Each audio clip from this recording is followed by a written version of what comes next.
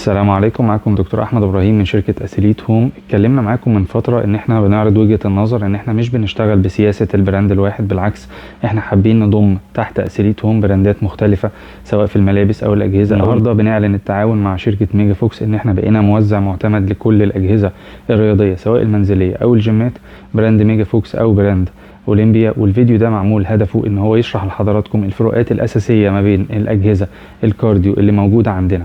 يعني ايه اجهزه كارديو؟ احنا كتير مننا بيسمع اجهزه الكارديو ما بيبقاش عارف هي ايه استخداماتها. اجهزه الكارديو ليها اهم 3 استخدامات اساسيه. اول حاجه هي زياده معدل الحرق والتخسيس، تاني حاجة ان هي بتزود اللياقة البدنية الخاصة بحضرتك، تالت حاجة ان هي بتقلل معاك معدلات الشيخوخة طول ما انت بتستخدم اجهزة الكارديو. وبعدين هي اداة ممتعة جدا في البيت، بتقدر ان كل افراد الاسرة ان هم يستخدموها مع بعض. اول جهاز معانا هو العجلة المنزلية الثابتة، بتشيل معانا لحد وزن 100 كيلو. من مميزات العجلة ان هي بتشتغل على اللور بادي اكتر، بتعمل تقويات للمنطقة السفلية، وطبعا زي ما احنا اتكلمنا بتعمل حرق للدهون كويس قوي. هي خفيفة الوزن، سهلة التخزين، اي حد في الاسرة ممكن يستخدمها. وكمان الجزء السفلي بتاعها ممكن ان انت تعمل له ادجستمنت عشان ترفعه او تنزله. لو عندك اي اصابات محددة في مفصل الركبة او في الفخذ عموما لازم تستشير طبيب عشان تشوف حالتك هتسمح لك ان انت تستخدم عموما العجل الثابت ولا هنروح لحاجة تانية زي الاوربيتراك او المشاية. وطبعا فيها قياس العلامات الحيوية زي الهارت ريت او السعرات الحرارية، وكمان فيها السرعة والمسافة. معانا تاني عجلة ونقدر نقول عليها هي الحجم الوسط. الحجم الوسط لان هي بتشيل وزن اكتر 120 كيلو، وكمان حجمها اكبر لو حد اطول او حجمه اكبر من التانية. فيها نفس المميزات بتاعة العجلة اللي فاتت ونفس التحذيرات بتاعتنا اللي قلناها، بس فيها حاجة مميزة جدا وهي المود بتاعها او السيتس، ان انت تقدر تختار المود اللي انت عايزه او السيت، ولو عايز تلعب تمرينة زي الهيت تقدر تساعدك على كده. وطبعا فيها نفس الميزه ان انا لو عايز اطلع الكرسي لفوق او انزله بتبقى ادجستمنت، وكمان الكرسي بتاعها بيرجع لورا او بيطلع لقدام. تالت عجله معانا وبرده نقدر نقول عليها نفس الحجم، هو الحجم الوسط، بس اليد بتاعتها بقت مختلفه، بتخليك ان انت تقدر تميل لقدام بالكور بتاعك وتقدر تعمل ليه انجيج، فتقدر تحرك الكور كمان مع اللور بادي بتاعك. نفس المواصفات اللي فاتت، الكرسي بتاعها بيطلع لقدام ويرجع لورا او كمان بيطلع لفوق. وتحت الشاشه بتاعت دي او اللي فاتت فيها حامل للموبايل. الاتنين نقدر نقول عليهم سيمي كوميرشال، يعني ممكن يشتغلوا في جيمات حريمي او اطفالي او رجالي، بس تبقى خفيفه تشيل الاوزان بتاعتهم اللي هي 120 كيلو. نسيت اقول لكم حاجه مهمه جدا، ان هي برضو حتى لو سيمي كوميرشال بس هي لسه ستيل خفيفه وسهله التخزين معاك في المنزل. خلصنا مع بعض العجل الماجنتيك، هنخش معانا في سيكشن جديد وهو السيكشن السبيننج. السبيننج من اهم مميزاته الكرسي بتاعه عامل فعلا زي كرسي العجله الخارجيه اللي انت ممكن تتمرن بيها او الدور، في سوست سفليه فبتبقى القعده بتاعتها اريح. البدال بتاعه بيبقى اكبر وبيبقى امن ان انت تقدر تربطه على رجلك، بتقدر ان انت تعمل انجيجمنت للكور اكتر وتميل اكتر على العجله. العجله تقيله جدا بالمقارنه بالثلاث عجلات اللي فاتوا، انا عشان اشيل جنب واحد بس بدراعيني الاثنين. العجله بتشيل معانا لحد وزن 150 كيلو، هي معموله للجيمات كوميرشال 100%، وتقدر انك تستخدمها في المنزل لو انت وزنك مرتفع وعايز تجيب حاجه ديورابل وتكون استثمار كويس جدا ليك في البيت ولاسرتك. بعد 5 سنين او 6 سنين لو حبيت تبيعها بالعكس انت هتكسب فيها مش هتخسر. ده غير ان هي ستيل لسه شكلها حلو، مش عريضه، تقدر ان انت تشوف لها اي جزء صغير تركنها فيه يوميا في المنزل. وصلنا كده لاعلى عجله سبيننج عندنا، كلها ستانلس ستيل وحديد. العجله تقيله جدا، احنا 2 عشان نقدر نحركها سوا حتى على العجل بتاعها. دي 100% كوميرشال لو انت محتاج فعلا حاجه استثمار طويل الامد معاك في المنزل.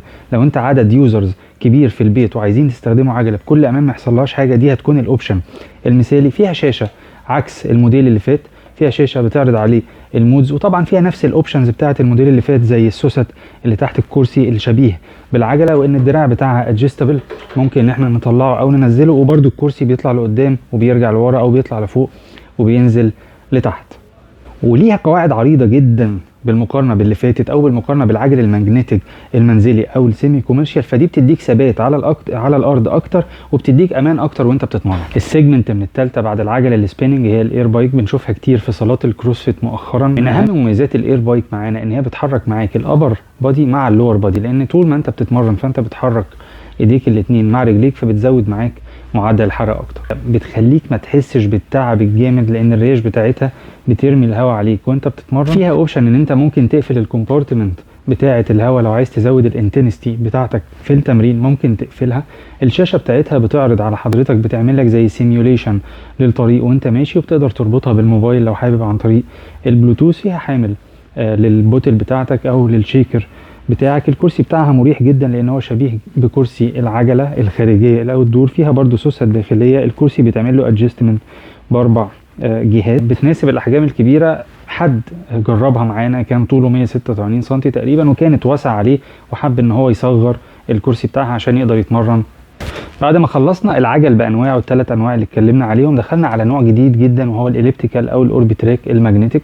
من مميزات الاليبتيكال اوربيتراك زي ما شفنا في العجل برضو الماجنتيك ان فيها السنسورز بتاعتنا بتقيس معانا الكالوريز وبتقيس معانا البلس والسبيد وكمان الديستانس اللي انت مشيتها. هي ماجنتيك فبتقدر ان انت تتحكم في المقاومات الخاصه بيها. الكرسي بتاعها ادجستمنت في 4 جهات مختلفه. من اهم مميزاتها ان انت لو عندك لا قدر الله اي اصابه في مفصل الركبه، طبعا بعد استشاره الطبيب ممكن تتمرن عليها صح وهتبقى مناسبه معاك، لان هي صعب جدا تاذي مفصل الركبه زي العجل الثابت. بتستخدم ايدين ورجلين فبتزود معانا معدل الحرق زي الاير بايك بالظبط. تقدر انت تستخدمها وانت واقف او وانت قاعد. البدال بتاعها الايدي بتاعتها في ايدين ثابتين وفي ايدين متحركين كمان. الكرسي بتاعها لو مضايقك ومش حابب ان انت تتمرن عليه ممكن تشيله خالص. هي بتشيل معانا لحد 110 كيلو. بنهتم عندنا في اسيليت هوم ان احنا نوفر دايما تشكيلة منتجات تكون سهلة التخزين وفي نفس الوقت تكون امان على الجسم. عشان كده بنبقى ميالين دايما للاوربيتراك او للعجل الماجنتيك، مع العلم ان هو ممكن يكون سعره مرتفع الى حد ما، بس هو بيديك امان اكتر على جسمك. بيبقى استثمار كويس معاك على اللونج تيرم، ان انت لو حبيت تبيع العجله او الاوربيتراك او حبيت تبدلها في المستقبل ما تخسرش فيها جامد، وفي نفس الوقت بتبقى امان على جسمك من اي اصابات في تاني اوربيتراك عندنا ونقدر نقول عليها ان هي الاوربيتراك هتكون سيمي كوميرشال معانا. بتشيل معانا لحد 120 كيلو. هي فعلا واسعه جدا لو حد طويل هيتمرن عليها وهو مرتاح. فيها نفس المميزات بتاعه الاوربيتراك اللي قبل كده. الفرق الجوهري ما بينهم هو الوزن 120 كيلو وهو الحجم ان هي اوسع في الاستخدام. ثالث اوربيتراك عندنا وهي بتشيل معانا لحد 130 كيلو.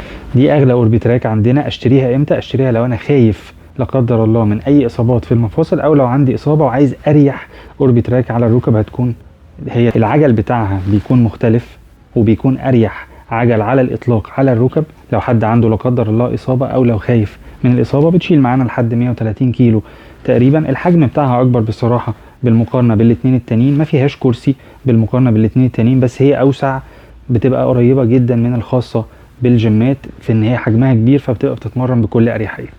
وطبعا ما انكرش ان هي شكلها شيك، فهي قطعه حلوه لو حضرتك هتحطها عندك في الليفنج في البيت هتدي شكل كويس. نبدا دلوقتي في المشايات. المشايات هي الاوسع انتشارا وهي اكتر جهاز كارديو متعارف عليه سواء في المنزل او في الجيم. المشايات في فرق جوهري ما بين انواع المشايات، وهو الموتور سواء دي سي او الموتور اي سي. الموتور الدي سي الماكسيموم بتاعه لازم نشغله تلت ساعه او نص ساعه متواصل، وبعد كده لازم نريحه حوالي ساعتين على ما يبرد ويبدا ان انا اقدر اتمرن عليها تاني.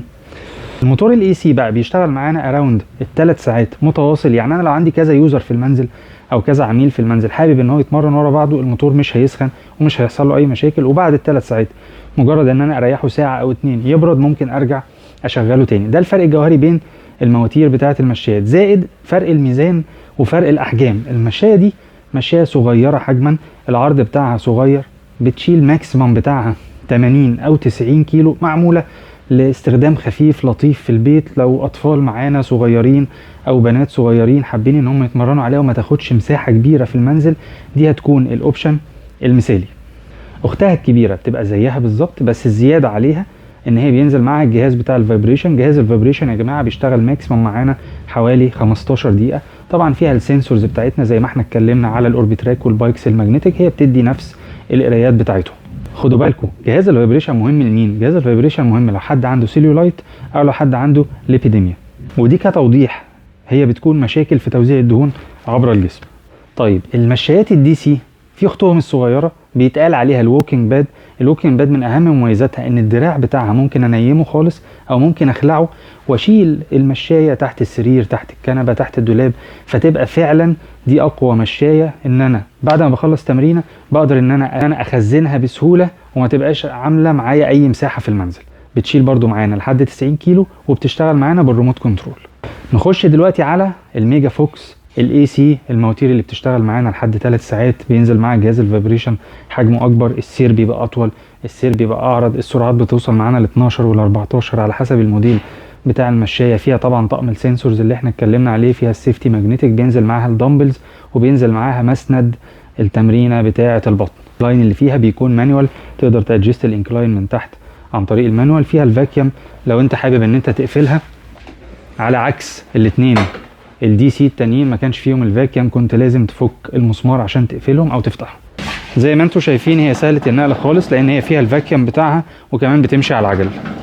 دي اعلى مشايه عندنا، بتشيل معانا لحد 135 كيلو، اللي فاتت كانت بتشيل لحد 130 كيلو. فيها الفاكيوم، فيها طقم السنسورز، حجم الشاشه بتاعها اكبر، فيها الحوامل بتاعه البوتلز او الشيكرز، وكمان كل المشايات اللي عندنا تقدر توصلها بالموبايل عن طريق الاي او اكس وتشغل عليها زي ما حضرتك حابب.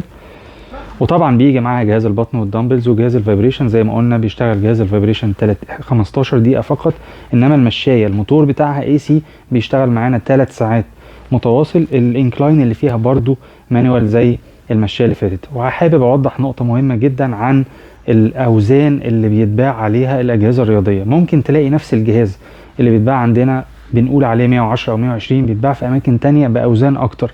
احنا بنبيع طبقا للكتالوج بتاع الشركه المصنعه في الصين، فبنبيع عليه بالظبط. ممكن شركات تانية من الممارسه بتاعتها او من الشغل بتاعهم شافوا ان المشايه ممكن تعيش مده اطول مع اوزان اكتر، بس ده احنا بنحس ان هو خطر، وممكن لو حضرتك استخدمت المشايه ممكن لا قدر الله يحصل لها حاجه، او العجله او البتريك. فاحنا كده بنلتزم بالكتالوج بتاع الشركه المصنعه عشان حضرتك تستفيد بالمشايه او العجله او الاوربتريك اقصى استفاده وما يحصلهاش مشاكل وتدفع عليها مصاريف صيانه في المستقبل.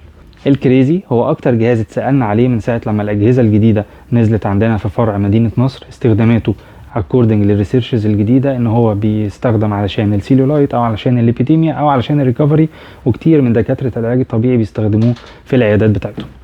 بيشيل معانا ال 100 كيلو.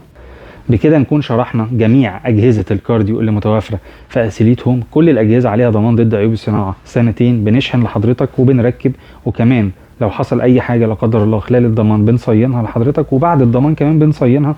بس حضرتك تقدر ان انت تدفع اي مصروفات بعد فتره الصيانه او بعد فتره الضمان.